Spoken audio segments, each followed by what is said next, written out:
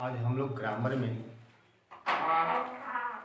Grammar का जो portion है, फर्स्ट पोर्शन, जिसमें नरेशन का पहला मुख्य भाग है, वह हमारा पेपर में 2 नंबर का आता है। उस 2 नंबर को प्राप्त करने के लिए हमें ग्रामर के 5 पार्ट होते हैं, नरेशन के 5 पार्ट होते हैं, जिसमें assertive, interrogative, imperative, exclamatory, optative, ये पांचों पार्ट पढ़ने के बाद लास्ट में हमारा डायलॉग आता है। तो डायलॉग को पढ़ेंगे, उसके बाद पांचों पढ़ने के बाद डायलॉग पढ़ेंगे।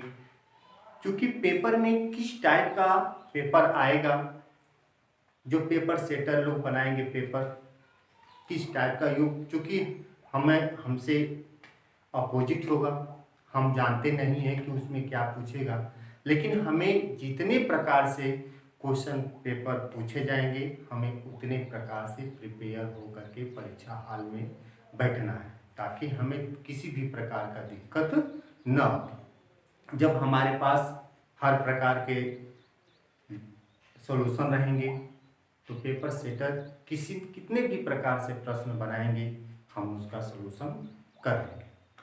इसके लिए अब हम शुरुआत करते हैं बच्चों कि ग्रामर के फर्स्ट पार्ट को, यानी नरेशन को हम लोग शुरुआत करेंगे,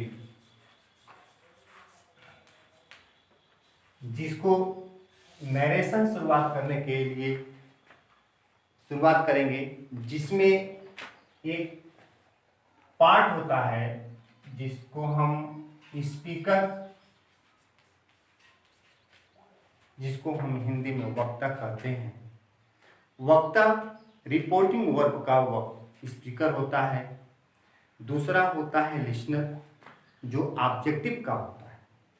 रिपोर्टिंग वर्ब हमेशा कार्यकर्ता का करता है, हमेशा बोलने, यानी first person report speaker, second person listener, third person जिसके बारे में हम बातचीत करते हैं। इसी को हम डायरेक्ट भी कहते हैं, direct speech and indirect speech. यह डायरेक्ट स्पीच वक्ता की कही हुई बात को ज्यों का त्यों लिख देना डायरेक्ट स्पीच कहलाता है। जैसे राम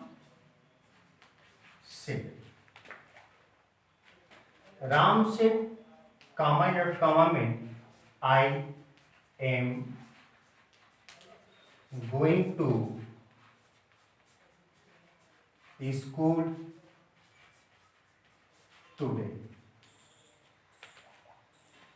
स्पीकर यानी वक्ता जैसा कहता है, अगर उसकी कही हुई बात को हम जैसा लिख देते हैं, वह कहलाता है डायरेक्ट स्पीच। जैसे राम ने कहा I am going to school, मैं स्कूल जा रहा हूँ। यह वक्ता जैसा कहा है, उसी के अनुरूप लिखा है। अब आता है इनडायरेक्ट स्पीच। तो इनडायरेक्ट स्पीच में यह होता है बच्चों कि वक्ता के कही हुई बात को ज्यों का त्यों न लिख करके उसके भाव के अनुसार परिवर्तन करना इनडायरेक्ट स्पीच कहलाता है। जैसे राम सेड। अब इस इनडायरेक्ट स्पीच बनाने के लिए कामा, इन्वर्टेड कामा को हटा देंगे, उसके स्थान पर एक कंजक्शन दैट लगाएंगे। दैट क्या है? That, what is that? That is conjunction that two separate sentence join is डाई। यानी दो इंग्लिश के अलग अलग वाक्यों को आपस में जो जुड़ने वाले शब्द होते हैं उसी शब्द को कहलाता है क्या? डायरेक्ट। अब हम इसको बदलेंगे तो ये हमारा होता है फर्स्ट पर्सन।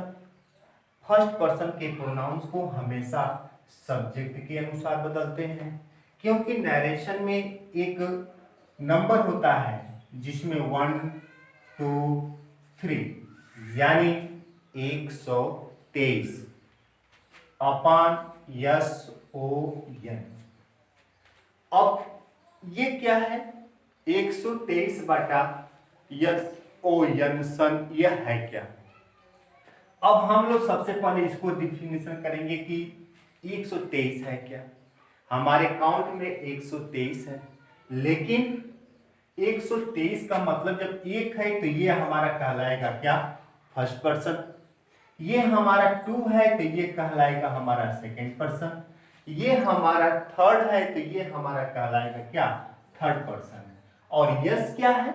यस का मतलब होता है सब्जेक्ट, ओ का मतलब होता है ऑब्जेक्ट, और यन का मतलब होता है नो चेंज। यानी थर्ड पर्सन का प्रोनाउंस है कोई, तो उसमें हम किसी भी प्रकार का परिवर्तन नहीं करते। यस यानी सेकेंड, टू जो है सेकेंड पर्सन है, सेकेंड पर्सन का प्रोनाउंस ऑब्जेक्ट है, तो ऑब्जेक्ट को हम बदलेंगे।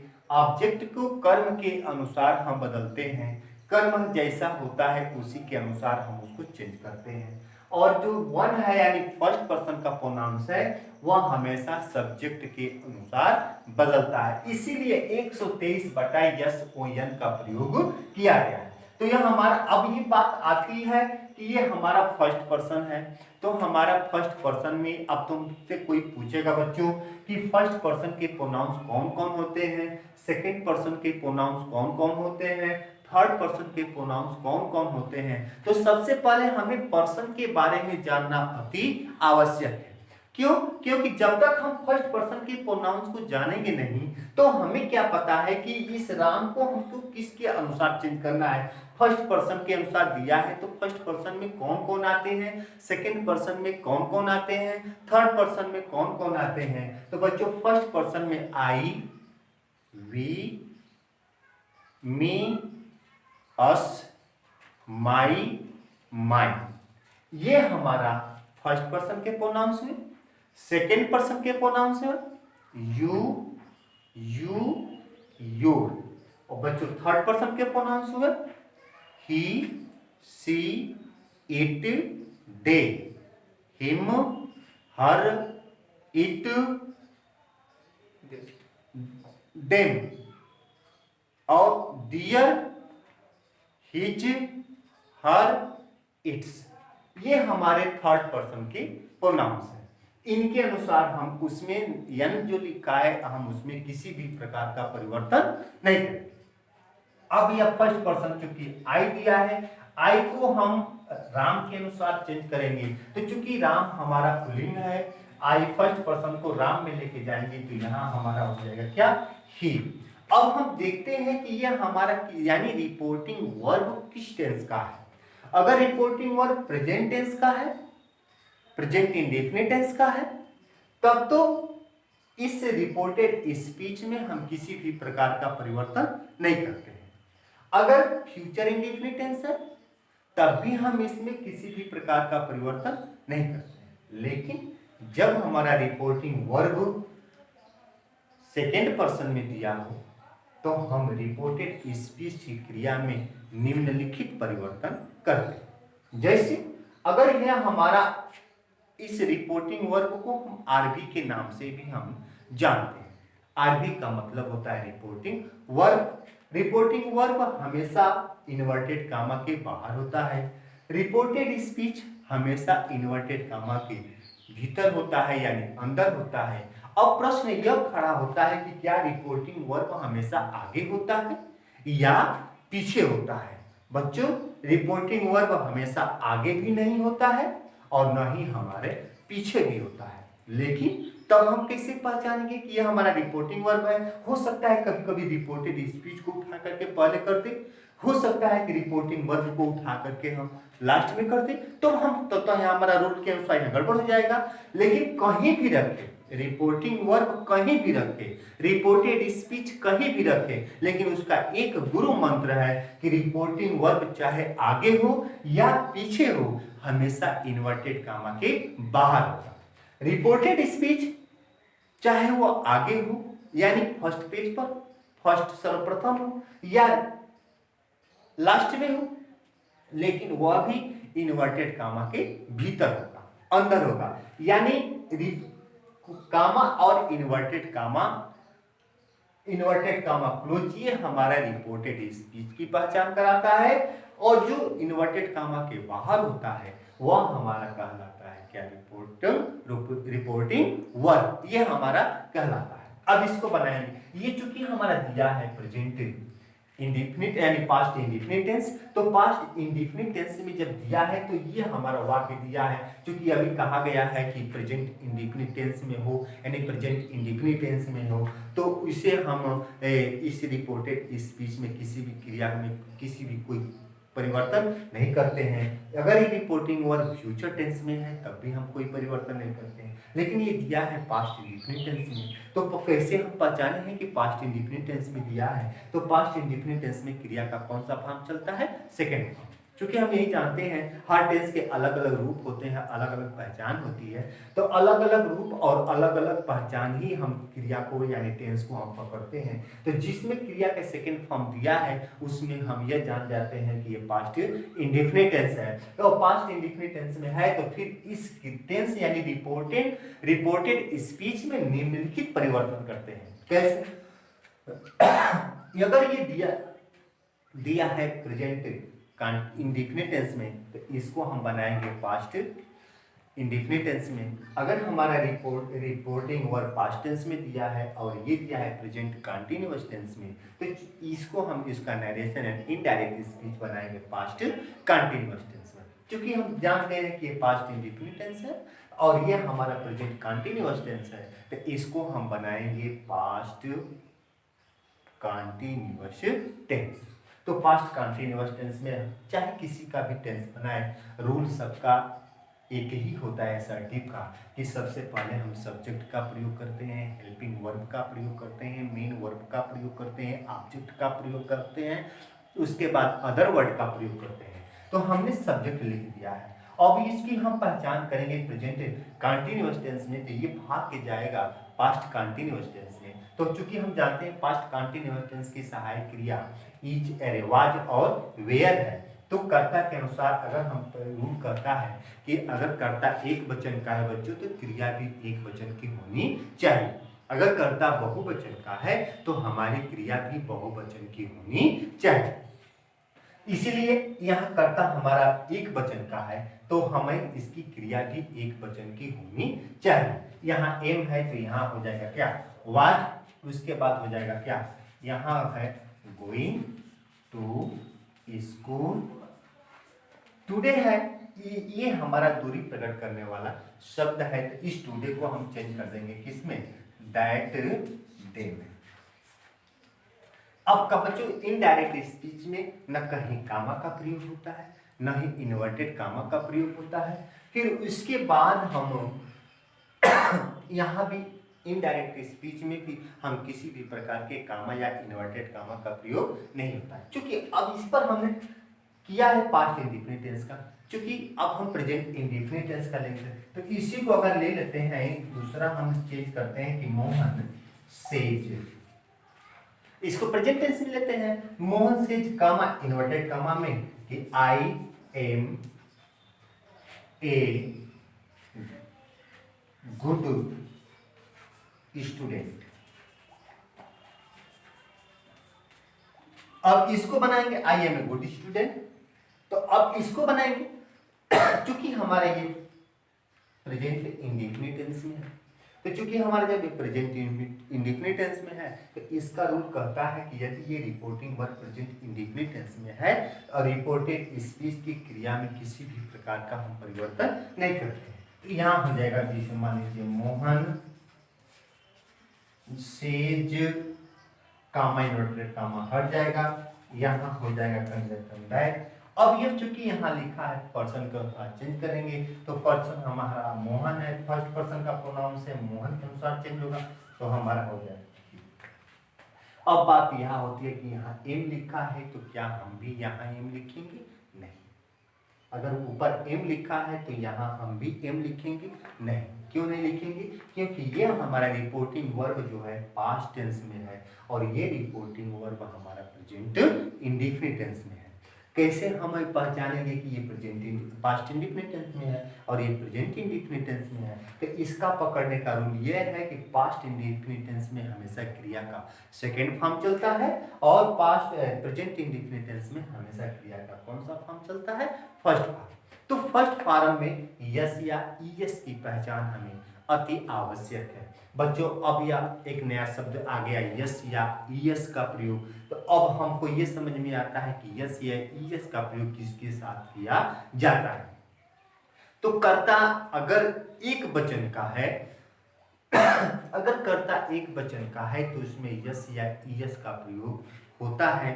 अगर कर्ता बहुवचन का है तो यस या ईएस का प्रयोग नहीं होता है। अब यह बात यहाँ खड़ा होती है कि कर्ता जब एक वचन का है तो एक वचन में कौन कौन से होते हैं। बहुवचन का अगर नाम लिया गया है तो बहुवचन में कौन कौन से होते हैं। तो जब कर्ता एक वचन का होता है तो उसके लिए ही, सी, इट सिंगुलर, और प्लूरल की बात होती है यानी बहुवचन की बात होती है तो उसमें होता है आई, वी, यू, दे, ये और एक से अधिक, ये प्लूरल होते हैं। तो यहाँ जब अब बात ये आती है एक वचन के साथ यस का प्रयोग होता है और बहुवचन के साथ यानी प्लूरल नंबर के साथ यस या यस का प्रयोग नहीं होता है, और सिंगुलर नंबर के साथ यस या यस का प्रयोग होता है।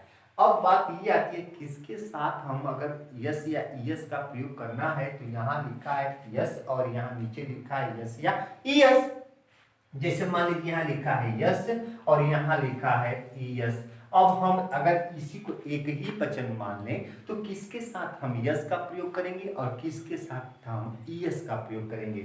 तो यस का प्रयोग वहां करेंगे जैसे मान यस का प्रयोग हम करते हैं तो जिस क्रिया का अंतिम अक्षर O comma C H comma double S comma S H comma X comma Z, जिस क्रिया का अंतिम अक्षर O C H double S H X Z हो वहां ईएस का प्रयोग करते हैं, और जिस क्रिया का अंतिम अक्षर ओ कामा सी एच कामा S H comma double S कामा एक्स कामा जेड न हो वहां हम केवल यस का प्रयोग करते हैं। अब उसी के अनुसार लिखा है ही, तो चूंकि यहाँ प्रेजेंट इंडेफिनिट टेंस है, ये हमारा वर्ब हो गया। इस वर्ब में हम कहें कि किसी भी प्रकार का परिवर्तन नहीं होता है, लेकिन प्रोनाउन संबंधी परिवर्तन अवश्य होते हैं। जैसे प्रोनाउन संबंधी परिवर्तन कैसे हुआ, तो चूंकि हमारे प्रोनाउन की बात होती है तो प्रोनाउन हमारा आई है, आई के साथ ही, तो यहाँ ही के साथ किसका हम प्रयोग करेंगे? इज का प्रयोग करेंगे। तो he is a good student, ये हमारा हुआ इनडायरेक्ट स्पीच और ये हमारा हुआ डायरेक्ट स्पीच। हाँ तो बच्चों हमने डायरेक्ट भी देखा और इनडायरेक्ट भी देखा। यदि रिपोर्टिंग वर्ब का सब्जेक्ट रिपोर्टेड स्पीच का भी ऑब्जेक्ट कुछ कहता है, उसके अनुसार हम इसको बनाते हैं। अब आता है डायरेक्ट एक rules form. Rules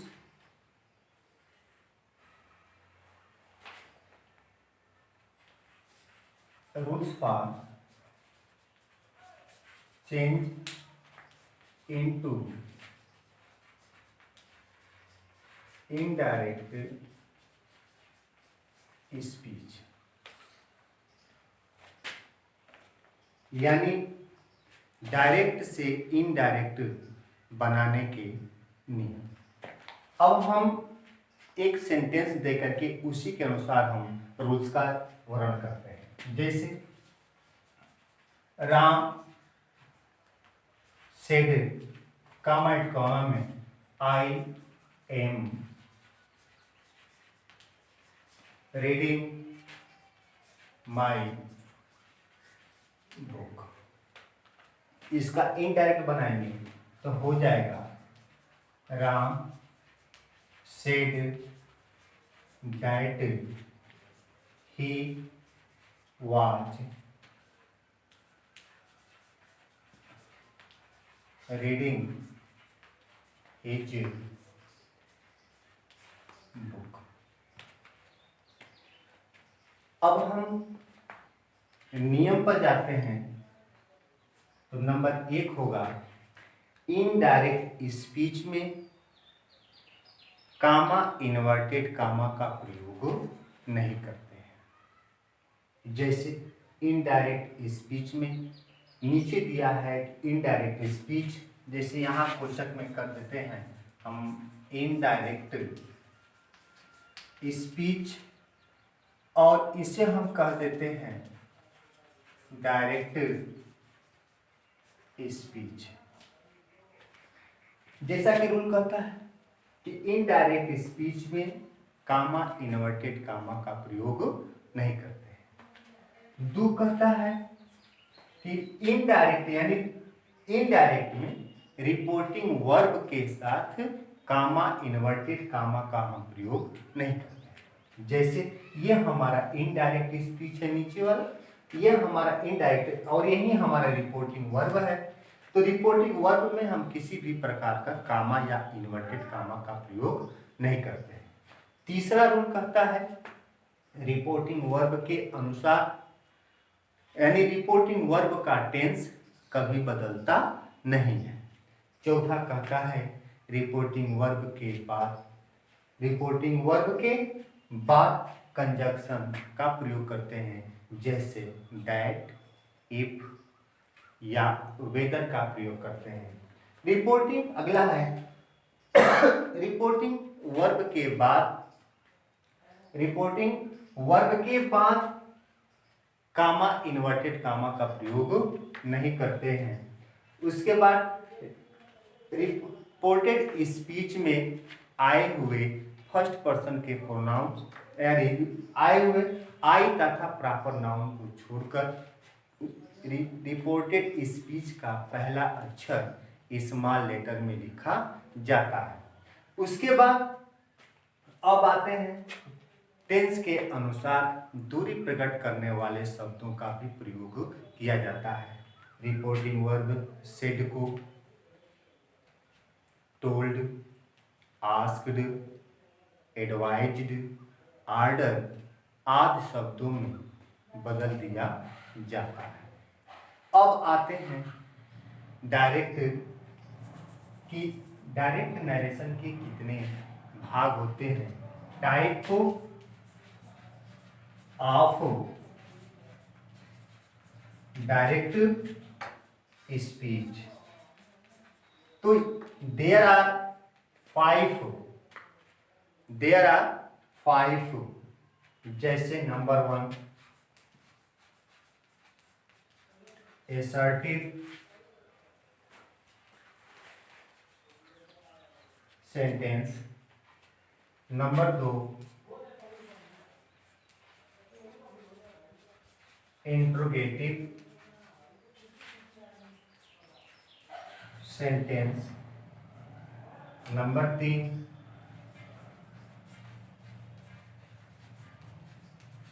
imperative sentence, number 4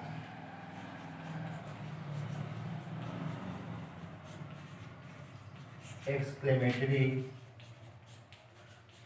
sentence और नंबर 5 ऑप्टेटिव सेंटेंस। प्यारे बच्चों, ये हमारे 5 प्रकार के सेंटेंस हैं, जिससे पहला है असर्टिव सेंटेंस, दूसरा है इंट्रोगेटिव सेंटेंस, तीसरा है इंपरेटिव सेंटेंस, चौथा है एक्सक्लेमेटरी सेंटेंस और पांचवा है ऑप्टेटिव सेंटेंस। अब हम इन पांचों का अलग अलग से डिस्क्रिप्शन करेंगे। यदि हम अलग अलग डिस्क्रिप्शन करके हम समझ जाते हैं तो लास्ट में हमारा बच्चों आता है डायलॉग, DIALOGUE। ये हमारा डायलॉग है, जिसको हिंदी में कहते हैं क्या, संवाद। एक तरह से जोड़े तो assertive sentence, interrogative sentence, imperative sentence, exclamatory sentence, optative sentence और अंत में डायलॉग का नंबर आता है। अब यह कह जाते हैं बच्चों, क्यों नहीं हम पहले डायलॉग का प्रयोग कर लेते हैं। डायलॉग का प्रयोग इसलिए नहीं करते हैं क्योंकि इसका रूल्स अलग है, इसका रूल अलग है और इसका रूल अलग है, इसका रूल अलग है, इसका भी रूल थोड़ा थोड़ा अलग है। लेकिन डायलॉग जब शुरुआत करेंगे तो इन एक में डायलॉग में कई सेंटेंस होते हैं, उन सभी सेंटेंसों के अलग अलग कंजक्शन होते हैं और उन अलग अलग कंजक्शन को एक साथ जोड़ने का काम डायलॉग करता है। इसीलिए हम डायलॉग को सबसे लास्ट में लेते हैं। क्यों? क्योंकि असर्टिव सेंटेंस हम शुरुआत करते हैं तो सबसे पहले अगर असर्टिव सेंटेंस को लेते हैं तो इसके कंजक्शन क्या है, दैट है। इंट्रोगेटिव का लेंगे तो इसमें इफ या वेदर है। अगर फर्स्ट टाइप का है इंट्रोगेटिव सेंटेंस, दो प्रकार का होता है, एक फर्स्ट टाइप, दूसरा सेकेंड टाइप। तो फर्स्ट टाइप की क्या रूल है, फर्स्ट टाइप का ये रूल है कि फर्स्ट टाइप को पहचानने के लिए रिपोर्टेड स्पीच के यानी इन्वर्टेड कामा के भीतर का या अंदर का अगर पहला अक्षर कोई हेल्पिंग वर्ब है तो वह हमारा कहलाता है फर्स्ट टाइप। अगर यही इन्वर्टेड कामा के भीतर का यानी इन्वर्टेड कामा के अंदर का यदि क्वेश्चन वर्ड दिया है तो वह हमारा कहलाता है सेकेंड टाइप। तो फर्स्ट टाइप में हमारा क्या है, फर्स्ट टाइप में कंजक्शन इफ या वेदर लगता है, लेकिन सेकेंड टाइप में किसी भी प्रकार के कंजक्शन का प्रयोग नहीं करते हैं, बल्कि वही प्रश्न सूचक शब्द ही खुद कंजक्शन का काम करता है। उसके बाद इंपरेटिव सेंटेंस है, एक्सक्लेमेटरी है। अब इतना कर लेने के बाद अब हम शुरुआत करते हैं असर्टिव सेंटेंस से। यानी असर्टिव सेंटेंस से बच्चों हम शुरुआत करते हैं, यानी असर्टिव सेंटेंस को अब हम विधिवत पढ़ेंगे। तो पहला है rules for the change of tense. Assertive sentence का रूल है, असर्टिव सेंटेंस का नियम है कि rule for the change of tense, जिसको हिंदी में कहते हैं टेंस संबंधी परिवर्तन के नियम। सारे नरेशन, सारे इनडायरेक्ट स्पीच अगर हमारे टेंस सही जानकारी है तब तो हम बनाते चले जाएंगे, किसी भी प्रकार की दिक्कत नहीं आएगी। लेकिन अगर हमें जानकारी नहीं है, टेंसों का ज्ञान नहीं है, तो हम डायरेक्ट से इनडायरेक्ट बनाने में थोड़ा कठिनाई का सामना करना पड़ेगा, लेकिन वो भी कोई जटिल कार्य नहीं है। क्यों? क्योंकि मनुष्य अगर दृढ़ संकल्पित है तो उसके लिए कोई भी कार्य असंभव नहीं है। इसीलिए अब हम चलते हैं rules for the change of tense, यानी टेंस संबंधी परिवर्तन के नियम। इसमें नंबर 1 है, पहला रूल है, यदि रिपोर्टिंग वर्ब प्रेजेंट टेंस या फ्यूचर टेंस में है तो रिपोर्टेड स्पीच की क्रिया में कोई परिवर्तन नहीं करते। जैसे Atul says, comma inverted comma में I am a teacher. Atul कहता है कि मैं एक अध्यापक हूं। यह हमारा कहलाएगा क्या, डायरेक्ट स्पीच। क्यों डायरेक्ट स्पीच कहलाएगा, इसीलिए कि रिपोर्टिंग वर्ब जैसा कहता है, रिपोर्टिंग वर्ब का स्पीकर जैसा कहता है। तो हमने पहले ही डायरेक्ट स्पीच की परिभाषा बताया है कि वक्ता द्वारा कही हुई बात को ज्यों का त्यों लिख देना डायरेक्ट स्पीच कहलाता है।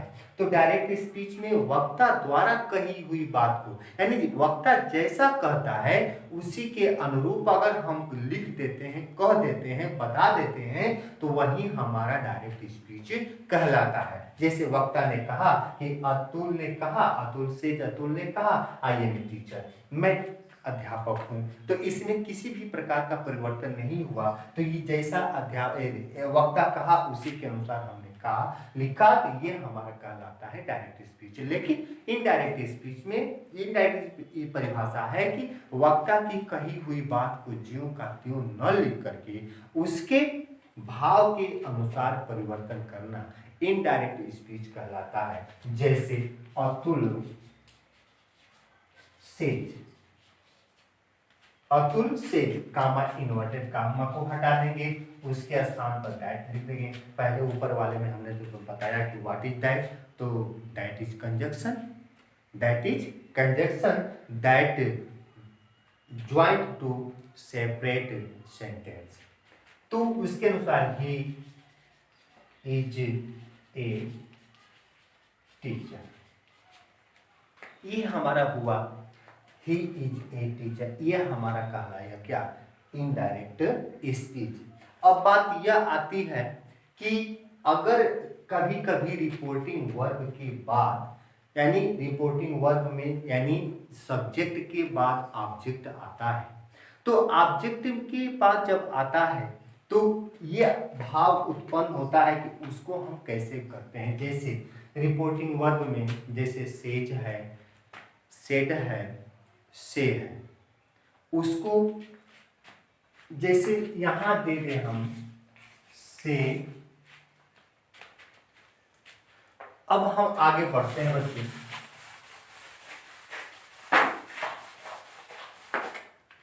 जैसे से, सेज,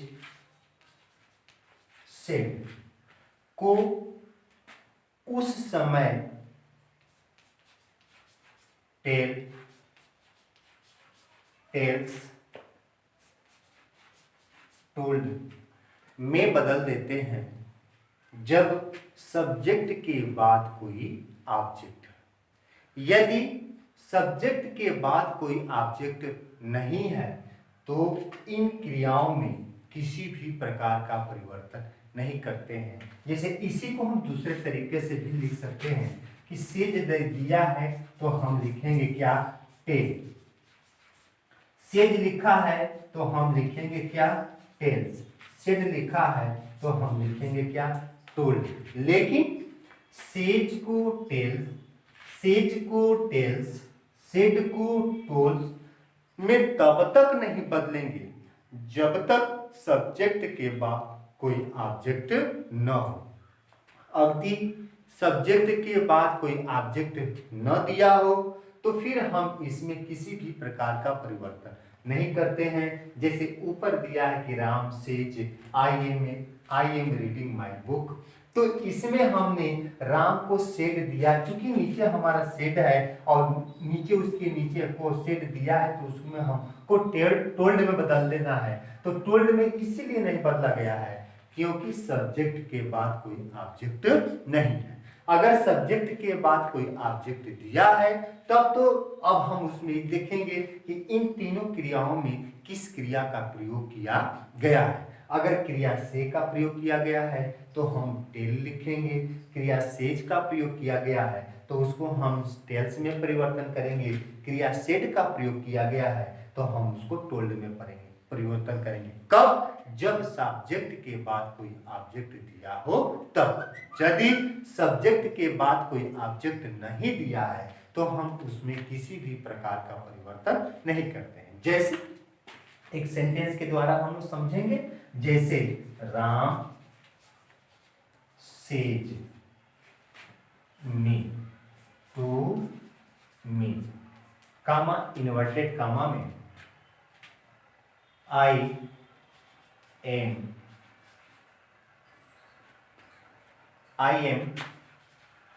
गुड गुड स्टूडेंट, ये हमारा। लेकिन जब ये देखिए, ये सीधे हम आते हैं, ये हमारा सब्जेक्ट और ये हमारा ऑब्जेक्ट, लेकिन यहाँ लिखा है सेज टू। अब हम अगर दिया है सब्जेक्ट और ये दिया है ऑब्जेक्ट, तो इस सेज टू को एक साथ बदलते हैं। बच्चे गलती क्या कर देते हैं, कहीं कहीं देख कॉपी चेक करने में ये हमको सावधानी के बाद भी असावधानी आती है कि सेज टू दिया है तो सेज को चेंज कर देंगे और टू को छोड़ देंगे। ये नहीं होना चाहिए। ये सेज दिया है तो सेज टू को जब भी बदलेगा तो एक साथ बदलेगा। तो यहां हो जाएगा क्या, Ram tells me. Comma inverted comma को हटा देंगे तो ये हमारा हो जाएगा कंजक्शन दैट। आई को राम में लेके जाएंगे तो हमारा ही हो जाएगा। यहां हो जाएगा क्या, वाज गुड स्टूडेंट। ये तभी संभव है कि सब्जेक्ट के बाद कोई ऑब्जेक्ट। हाँ तो बच्चों, अब हो रही थी कि सेज को टेल में, सेज को टेल्स में और सेड को टोल में कब बदलते हैं, जब सब्जेक्ट के बाद कोई ऑब्जेक्ट। यदि सब्जेक्ट के बाद कोई ऑब्जेक्ट नहीं है तो इन क्रियाओं में हम किसी भी प्रकार का परिवर्तन नहीं करते। जैसे ये दिया है, Ram says to me I am a good student. तो चूंकि ये प्रेजेंट टेंस में दिया है, चूंकि ये प्रेजेंट टेंस में दिया है, तो जब ये प्रेजेंट टेंस में दिया है तो हमारा कहा गया है पहले वाले ऊपर वाले वाक्य में कि अगर प्रेजेंट इंडेफिनिट टेंस में है तो रिपोर्टेड स्पीच की क्रिया में कोई परिवर्तन नहीं करते। हाँ, प्रोनाउन संबंधी परिवर्तन अवश्य होता है। तो हमने प्रोनाउन संबंधी परिवर्तन किया है, यानी फर्स्ट पर्सन के प्रोनाउंस को राम के अनुसार चेंज किया। राम चूंकि पुल्लिंग है इसीलिए पुल्लिंग के लिए ही का प्रयोग करते हैं। जब यहाँ आई हो फर्स्ट पर्सन का प्रोनाउन और यहाँ किसी लड़की या किसी औरत यानी फेमिनाइन जेंडर का प्रयोग किया गया है तो उसको हम सी में प्रयोग करते हैं। लेकिन यहाँ पुल्लिंग का दिया है, मास्कुलिन का प्रयोग, जेंडर का प्रयोग किया है, तो मास्कुलिन जेंडर के लिए हम हमेशा ही का प्रयोग करते हैं। इसलिए ही, और जैसा कि कहा गया कि प्रेजेंट इंडेफिनिट टेंस में है तो इन क्रियाओं में कोई परिवर्तन नहीं करते हैं। तो आई के साथ भले ही यहाँ एम का प्रयोग किया गया है, लेकिन ही के साथ हमेशा किसका प्रयोग होता है, इज का। इसलिए यहाँ ये सेज को टेंस में हम परिवर्तन किए हैं। लेकिन अगर सब्जेक्ट के बाद कोई ऑब्जेक्ट का प्रयोग नहीं किया गया है तो हम इन क्रियाओं में किसी भी प्रकार का परिवर्तन नहीं करते हैं। अब नियम नंबर 2 आता है कि यदि रिपोर्टिंग वर्ब पास्ट टेंस में दिया है या ये तो प्रेजेंट टेंस का दिया है, एक और चेंज कर देते हैं, जैसे राम विल से, कामा इनवर्टेड कामा में Ravi has joined the camp. तो इसका इनडायरेक्ट बनाएंगे तो हमारा बनेगा Ram will say that Ravi has joined the camp. चूंकि इसमें किसी भी प्रकार का परिवर्तन नहीं किया गया है, इसीलिए परिवर्तन नहीं किया गया है क्योंकि यदि रिपोर्टिंग वर्ब प्रेजेंट टेंस और फ्यूचर टेंस में दिया हो तो रिपोर्टेड स्पीच की क्रिया में हम किसी भी प्रकार का परिवर्तन नहीं करते हैं।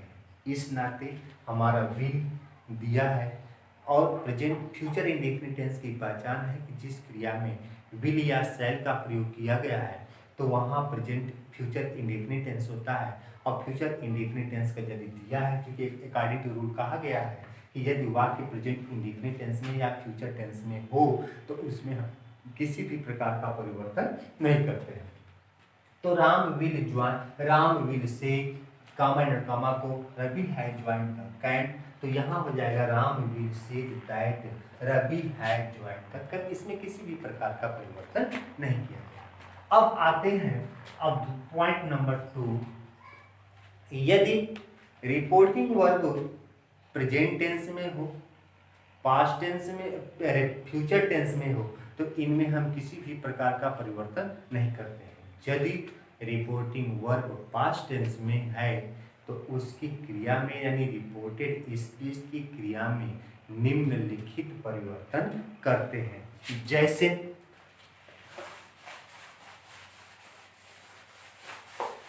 इसको पकड़ने के लिए हम इसको दो भागों में बांट देते हैं। पहला भाग कर देते हैं, जैसे यहां हम कर देते हैं आरबी यानी रिपोर्टिंग वर्ब, इसको हम कर देते हैं आरएस यानी रिपोर्टेड स्पीच। अब हम रिपोर्टेड स्पीच, अगर हमारा रिपोर्टिंग वर्ब पास्ट टेंस में है अर्थात पास्ट टेंस में है, तो रिपोर्टेड स्पीच की क्रिया में निम्नलिखित परिवर्तन करते हैं। यदि सब्जेक्ट के बाद कोई क्रिया का यम का सेकेंड फॉर्म दिया है तो हम इसमें निम्नलिखित परिवर्तन करते हैं। जैसे शॉर्ट में लिखते हैं प्रेजेंट इंडेफिनिट टेंस को चेंज कर देते हैं पास्ट इंडेफिनिट टेंस में, प्रेजेंट कंटीन्यूअस टेंस को पास्ट कंटीन्यूअस टेंस में बदल देते हैं। उसी प्रकार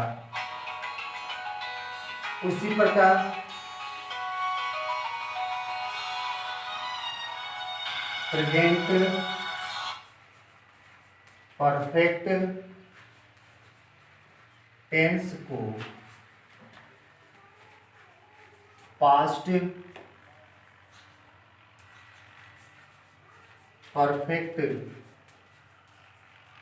टेंस में बदल देते हैं और प्रेजेंट परफेक्ट कंटीन्यूअस टेंस को पास्ट परफेक्ट कंटीन्यूअस टेंस में बदल देते हैं। इसी प्रकार यदि पास्ट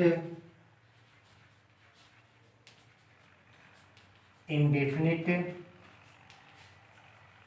टेंस को पास्ट परफेक्ट टेंस में बदल देते हैं। पास्ट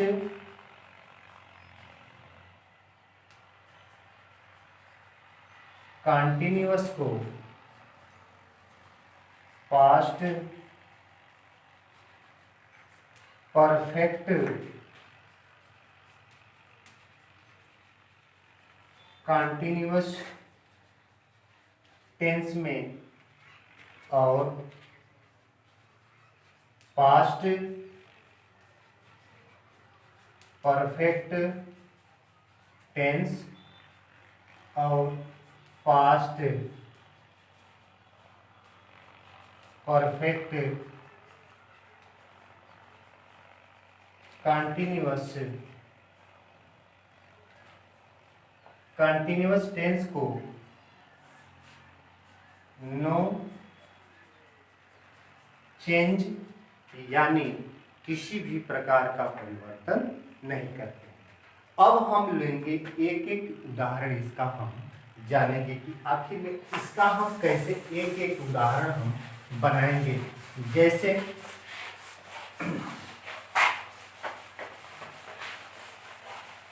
अब हम मान लेंगे यदि हमारा रिपोर्टिंग वर्ड नंबर एक रोमन पद्धति में पहला लेते हैं, तो अगर हमारा reporting verb past indefinite tense में है और रिपोर्टेड स्पीच का टेंस प्रेजेंट इंडिफिनिट टेंस में है, तो उसका इनडायरेक्ट बनेगा पास्ट इंडिफिनिट टेंस। जैसे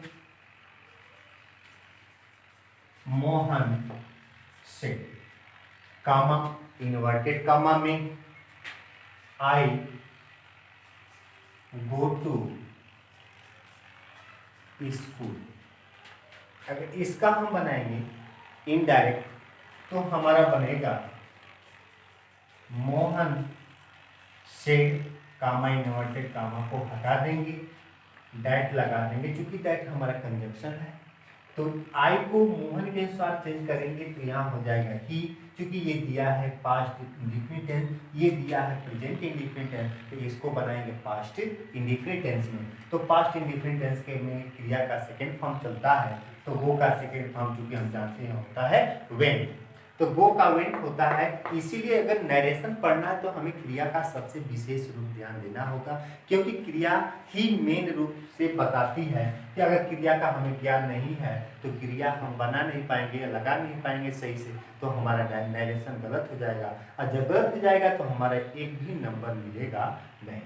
क्योंकि हमको बूंद बूंद से तालाब भरनी है, एक एक नंबर का हमें वैल्यूएबल रखना है, एक एक नंबर का वैल्यूएबल होता है। तो इस वैल्यूएबल को प्रेशियस में चेंज करने के लिए हमें एक एक नंबर को अर्जित करना है, एक एक नंबर को पकड़ के अपने खाते में ऐड करना है, और जब तक एक एक नंबर को हमारा खाता ऐड नहीं होगा तब तक हमारा ऐड पूरा फुल होगा नहीं। तो ही वेंट टू स्कूल।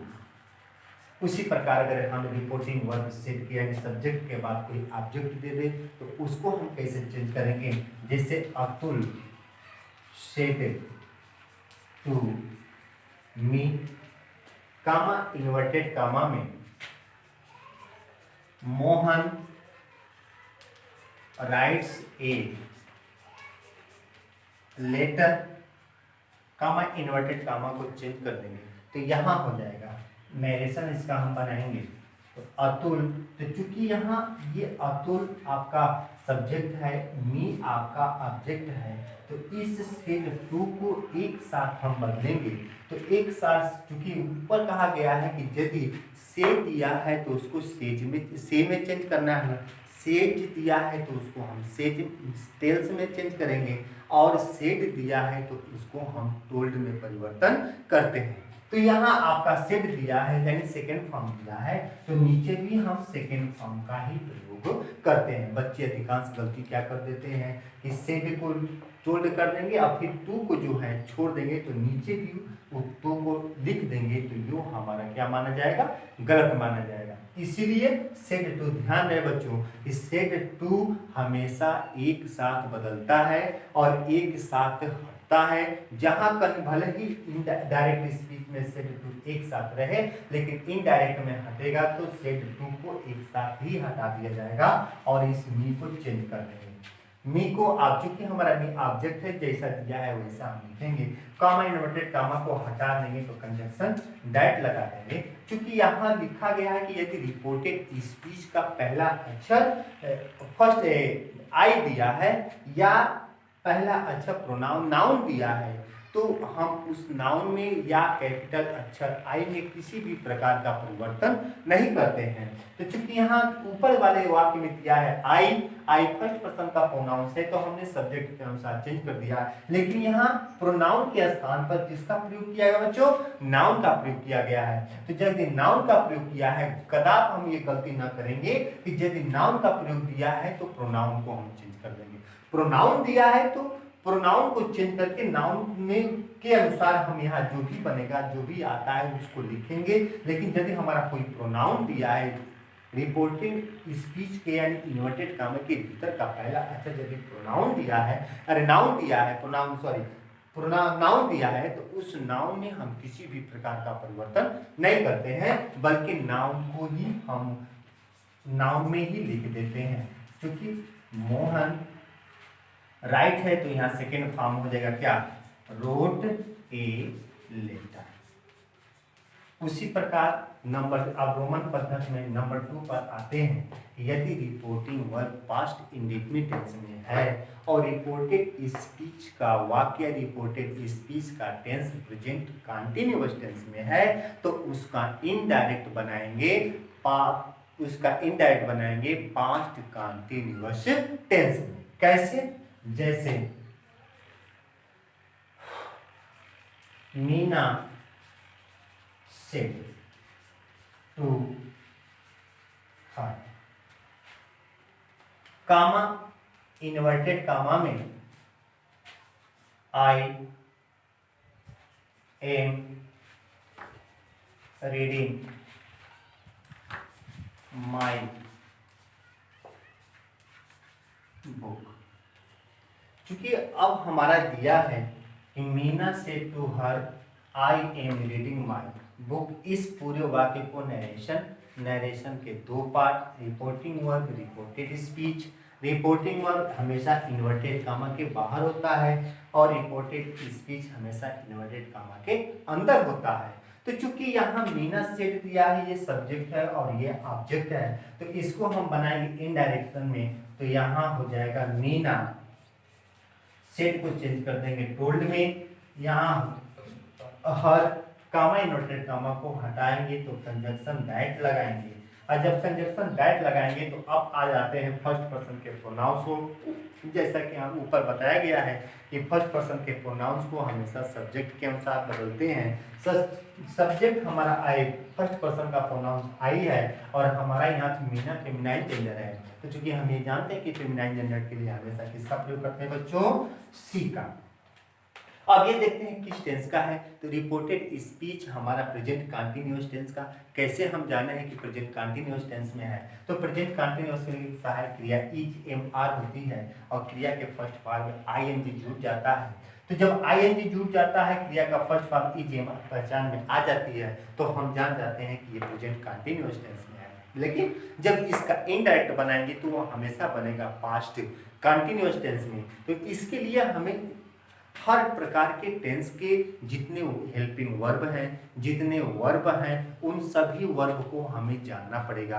क्यों? क्योंकि कुछ ऐसे फॉर्म होते हैं कि उसमें थर्ड फॉर्म, जैसे परफेक्ट का है, तो परफेक्ट के लिए हमेशा क्रिया का थर्ड फॉर्म होता है, चाहे वह प्रेजेंट का परफेक्ट पढ़ें, चाहे वह पास्ट का परफेक्ट पढ़ें, चाहे वह फ्यूचर का परफेक्ट पढ़ें, तो उसमें परफेक्ट किसी का पढ़ें, उस परफेक्ट में हमेशा क्रिया का थर्ड फॉर्म होता है। क्योंकि परफेक्ट की जगह जानकारी नहीं रहेगी कि परफेक्ट टेंस में कौन सा वर्ब लगता है, तो वहाँ हम मिस्टेकिंग कर जाएंगे और जिससे हमारा नंबर क्या हो जाएगा, घट जाएगा।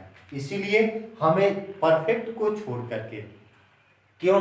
क्योंकि इसीलिए कहा गया है कि परफेक्ट ही ऐसा परफेक्ट है टेंस है जिसमें हमेशा क्रिया का फर्स्ट फॉर्म, क्रिया का थर्ड फॉर्म चलता है, चाहे वह डायरेक्ट का हो और चाहे वह इनडायरेक्ट का हो। डायरेक्ट में भी रहे क्रिया का हम थर्ड फॉर्म लेते हैं और इनडायरेक्ट बनाते हैं तो वही क्रिया का थर्ड फॉर्म उतर जाएगा, नीचे लिख दिया जाएगा। क्यों? क्योंकि परफेक्ट के वर्ब में हम किसी भी प्रकार का परिवर्तन नहीं करते हैं। अब आते हैं प्रेजेंट कंटीन्यूअस टेंस में है, तो ये प्रेजेंट कंटीन्यूअस के चेंज करेंगे तो उसको पास्ट कंटीन्यूअस टेंस में किया जाएगा। तो पास्ट कंटीन्यूअस के लिए हमें सहायक क्रिया खोजनी पड़ेगी। क्यों सहायक है? क्योंकि हमने कर्ता को पा लिया है।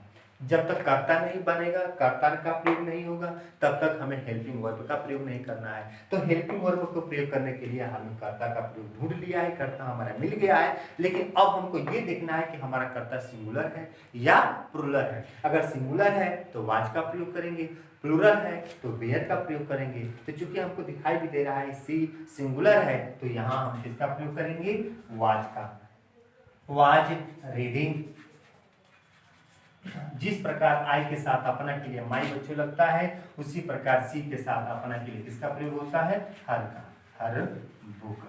इस तरीके से डायरेक्ट से इनडायरेक्ट बनेगा। और अगर जानकारी अच्छी रही, समझ में आया, तब तो ठीक है। फिर इसी के आधार पर और हम नीचे पढ़ेंगे, नीचे बनाएंगे, क्योंकि भाई 2 ही पार्ट चला है। इस तरीके से हम डायरेक्ट से इनडायरेक्ट बनाते हैं। That's all.